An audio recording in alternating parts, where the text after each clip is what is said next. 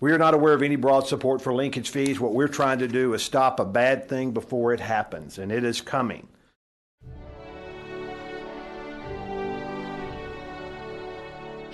Linkage fees are essentially a tax that get added onto the cost of a home. And what it is in the name of affordable housing, some of the cities in California, as well as Massachusetts, Colorado, and some of the northwestern states want to charge a fee per square foot on all new construction because they see a link between that new development and people not able to afford homes. Linkage fees are really a de facto tax.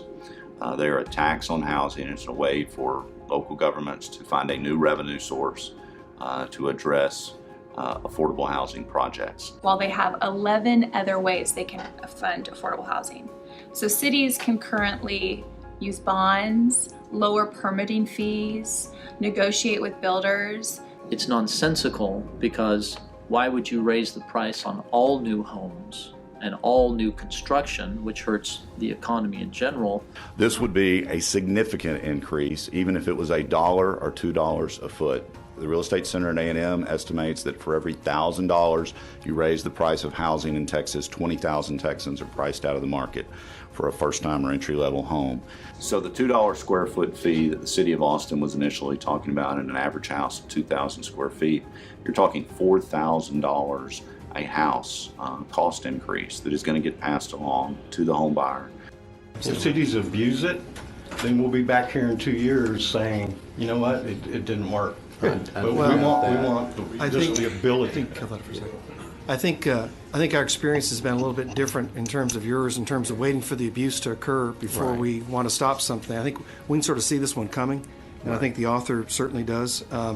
So we don't want to raise taxes for whatever reason. I don't understand that. If a city thinks it's a priority, they could fund it through everybody paying in. After identifying the problem and coming up with a legislative solution, and we started talking to legislators going into the session, identifying members who had expressed an interest in trying to address this issue. Representative Ron Simmons and Senator Jane Nelson both stepped up to the plate and really took an interest in trying to push legislation to outlaw these linkage fees.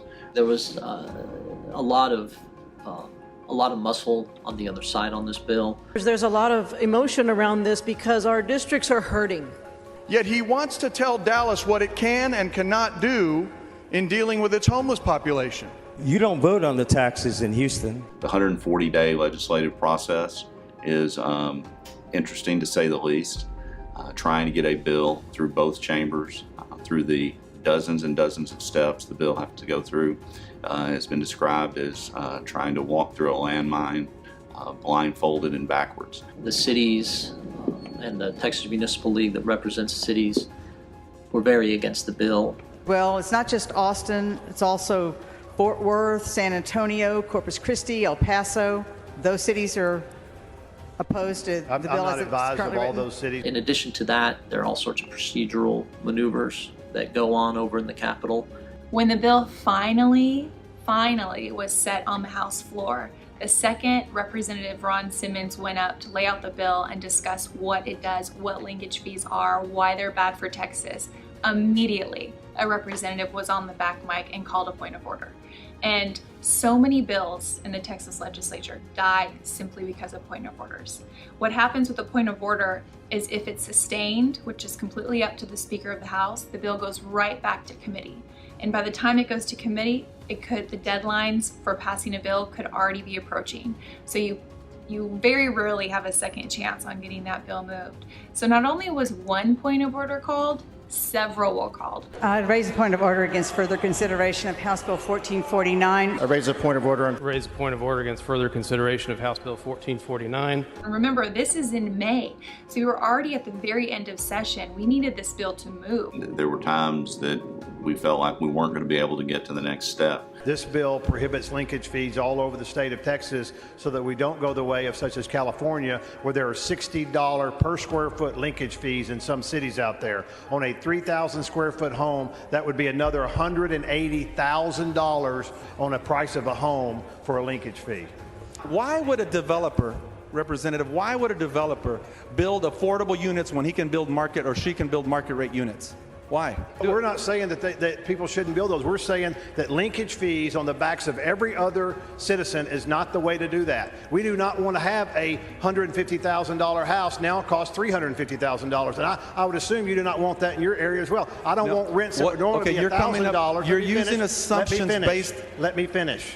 I'm assuming you don't want $1,000 rents to go to $1,500, okay? And this bill, if we don't pass this, cities will be allowed to put linkage fees on that have proven to do that time and time again in cities where this has worked. It was so dramatic. We're all up there in the gallery. Members are calling us out to talk to us about what's going on. We're trying to explain this bill. So much was going on behind the scenes. It felt like those 2 days were compiled into 1 hour. It was so intense. At the same time, what helped us was policy was on our side. We're not going to add on any more fees to the backs of the working men and women of this state. Have all voted. There being 102 ayes and 38 nays, House Bill 1449 finally passed. When Senator Nelson received final passage of the bill in the Senate, and it was the last step before the bill went to the governor's desk, it was an incredible feeling. Texas was the first state in the country to ban linkage fees. This bill could not have gotten done without the hard work of a whole lot of people, and the involvement of our members were crucial to getting this across the finish line. So the grassroots effort changed the game for this linkage fee bill. About 500 builder members came to the Capitol to meet with their elected officials. When we would go and have our meetings with staff of these members, they would say, hey, I got a letter from, builder so-and-so from Lubbock and builder so-and-so from Houston. Essentially, we had all of our builders kind of with us at the Capitol every day. When I'm talking to friends or I meet people and they ask what I do and I tell them I'm a lobbyist, a lot of times they'll ask, well, for who do you lobby? And I'm always happy and proud to say I lobby for the home building industry because that really touches people on that very personal level. To do something that benefited directly the industry we represent and the communities that our builders represent was such an accomplishment. When I talk about what we've done this session to my friends and my family, it's something I'm especially proud of because they understand just how negative this could have been and appreciate the fact that TAB is out there making sure that these bad ideas don't pass into law.